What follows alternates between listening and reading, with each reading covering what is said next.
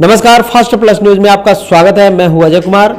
आज हम उपस्थित हैं जनपद कुशीनगर के रामकोला विधानसभा क्षेत्र में। जैसे आप सभी को पता है कि हम लोग चुनावी चक्के पे बात कर रहे हैं, चुनावी मुद्दे पे बात कर रहे हैं, एजेंडे पे बात कर रहे हैं और इसी में जो जोरों शोर से अपनी पार्टी के लिए विधानसभा सन 2022 की तैयारी कर रहे हैं, प्रत्याशियों से भी मिलने का काम कर रहे हैं, उनके एजेंडे को जानने का काम कर रहे हैं। इसी क्रम में हमारे साथ जुड़ चुके हैं जो कोरोना काल से लेकर अभी तक जनता के बीच में अपनी लोकप्रियता बढ़ाते रहे।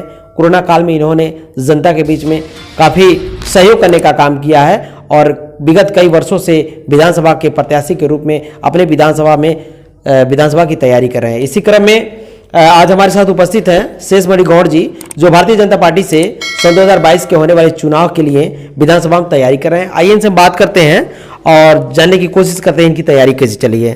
बहुत बहुत स्वागत नेताजी, और अपनी तैयारी के बारे में हमें बताएं, कैसी तैयारी आपकी चल रही है सन 2022? धन्यवाद आपको। 2012 से भारतीय जनता पार्टी से मैं जुड़ा। उस समय टिकट के दावेदार भी था, टिकट नहीं मिला, फिर भी हर साल क्षेत्र में लोगों के बीच में रहा। 2017 में भी दावेदार था, नहीं मिला, गठबंधन में चला गया। गठबंधन में न जाते हुए भारतीय जनता पार्टी के कमल के फूल को खिलाने का काम किया। लोकसभा में भी 2014 में और इस लोकसभा में भी मैं प्रचार में रहा, कमल का फूल जिताने का काम किया और फिर 2022 की तैयारी कर रहा हूँ। भारतीय जनता पार्टी संगठन का नेतृत्व जो है, प्रदेश नेतृत्व जो निर्णय देगा उसके साथ मैं रहूँगा और रामकोला विधानसभा से कमल का फूल खिलाने का काम करूँगा। जी नेताजी, मैं जानना चाहूँगा कि सभी पार्टी का एक एजेंडा है, तो आपका भारतीय जनता पार्टी किस एजेंडे के साथ सन 2022 की विधानसभा चुनाव की तैयारी कर रही है? मेन एजेंडा विकास का है, विकास मुद्दा है। और भारतीय जनता पार्टी जब से सरकार में आई है, आप चल रहे हैं, यहाँ से आपको गोरखपुर जाने में 2-2 घंटा लगते थे, आज 20 मिनट में आप गोरखपुर पहुँच जाएंगे। उत्तर प्रदेश के लोकप्रिय मुख्यमंत्री के द्वारा जनता को जिस प्रकार से सुविधा दिया गया, लोगों को निःशुल्क राशन की व्यवस्था की गई जी।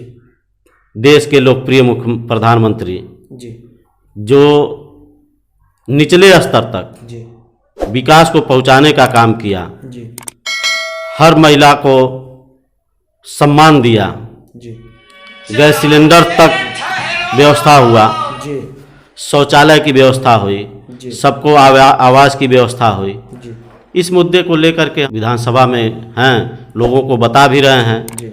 कि भारतीय जनता पार्टी क्या लग रही है नेताजी कि पहले से आपकी पार्टी भारतीय जनता पार्टी की लोकप्रियता बढ़ी है?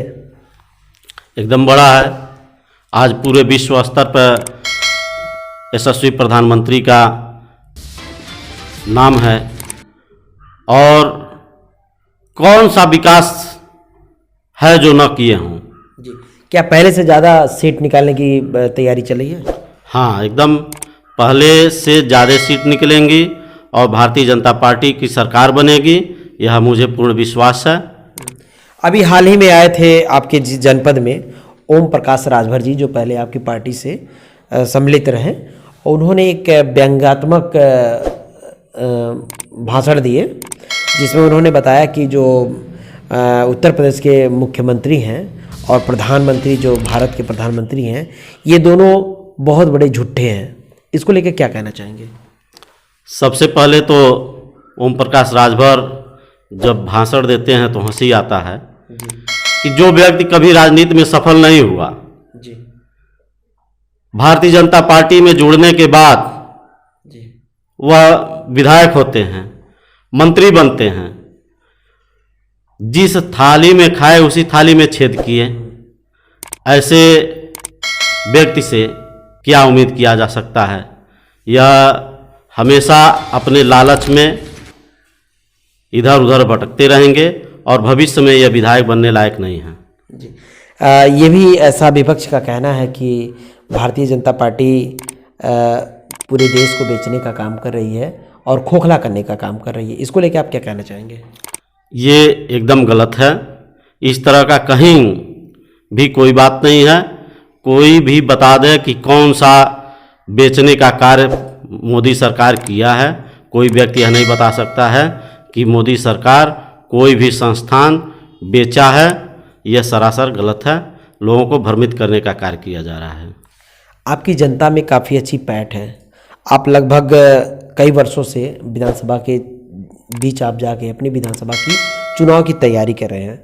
ऐसे में अगर आप रामकोला विधानसभा से टिकट पाते हैं भारतीय जनता पार्टी से और आप चुनाव जीतते हैं, यहाँ के विधायक निर्वाचित होते हैं, तो मैं जानना चाहूँगा कि अपने विधानसभा की जनता को विकास के क्षेत्र में क्या उपहार देना चाहेंगे, क्या कार्य देना चाहेंगे? चूँकि कुशीनगर का सबसे पिछड़ा रामकोला विधानसभा रहा है, बहुत सारे विधायक हुए, लेकिन जो विपक्ष में सरकार रही तो विकास नहीं हो पाए। इस बार मोदी जी के नेतृत्व में, परम पूज्य महाराज जी के, योगी आदित्यनाथ महाराज जी के नेतृत्व में बहुत सारे काम हुए हैं। फिर भी बहुत सी ऐसे ग्राम सभा हैं जहां पर अभी जाने के रास्ते नहीं हैं। बहुत सारे ग्राम सभा हैं जहां पर अब पोल नहीं पहुंचा है। और यहाँ पर रोजगार के लिए कुछ ऐसा व्यवस्था किया जाएगा ताकि लोगों को बाहर न जाना पड़े। और टेक्निकल डिग्री दिलाने के लिए टेक्निकल कॉलेज कोई न कोई व्यवस्था करेंगे। दूसरा, यहाँ का किसान गन्ना बोता है, उसको गन्ने के मिल के लिए प्रयास करेंगे कि एक आध और गन्ना मिल रामकोला विधानसभा में बने ताकि किसानों की समस्या दूर हो सके।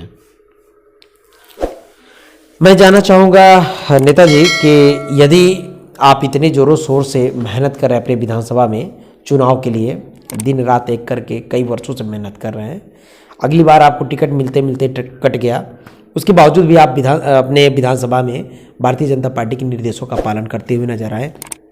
ऐसे में हम जानना चाहेंगे आपसे, यदि इस बार भी अगर भारतीय जनता पार्टी आपको अपने विधानसभा में चुनाव लड़ने के लिए टिकट नहीं देती है तो पार्टी के प्रति आपका क्या रुझान होगा? वो तो पार्टी नेतृत्व का जो भी निर्णय रहेगा सर्वमान्य है। लेकिन मैं भारतीय जनता के पार्टी के साथ रहूँगा। जो प्रदेश नेतृत्व का आदेश रहेगा उसके साथ रहूँगा और रामकोला विधानसभा में कमल का फूल खिलाने का कार्य करूँगा।